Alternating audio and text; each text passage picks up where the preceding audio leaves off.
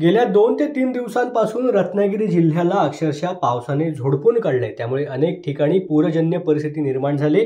लांजा, राजापूर, संगमेश्वर, रत्नागिरी आणि खेडमधील नद्या देखील आता दुथडी भरून वाहत आहेत।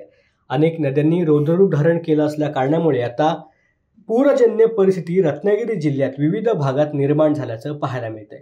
त्याचबरोबर दापोली तालुक्यामध्ये देखील गेल्या 24 तासात अतिमुसळधार पाऊस कोसळत असून अनेक गावांचा संपर्क देखील तुटलाय।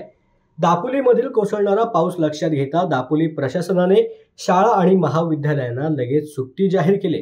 त्याचबरोबर दापोली तालुक्यामध्ये अनेक सखल भागात पाणी शिरलं असून अनेक गावांचा संपर्क देखील तुटलेला आहे।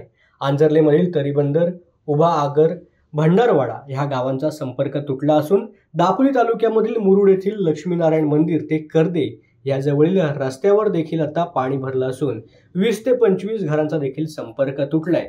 त्याचबरोबर बुरोंडी गावामध्ये देखील पूरजन्य परिस्थिती निर्माण झाली। अनेक घरांमध्ये देखील आता पाणी शिरायला सुरुवात झाली।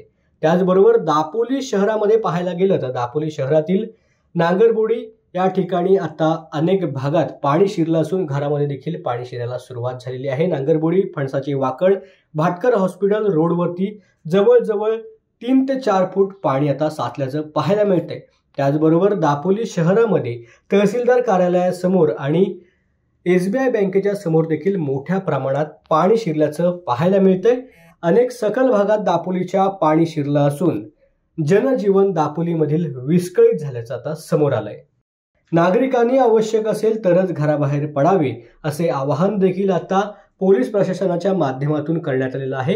कारण रत्नागिरी जिल्ह्याला प्रामुख्याने आता हवामान विभागाने आणि प्रशासनाने रेड अलर्टचा इशारा दिला आहे।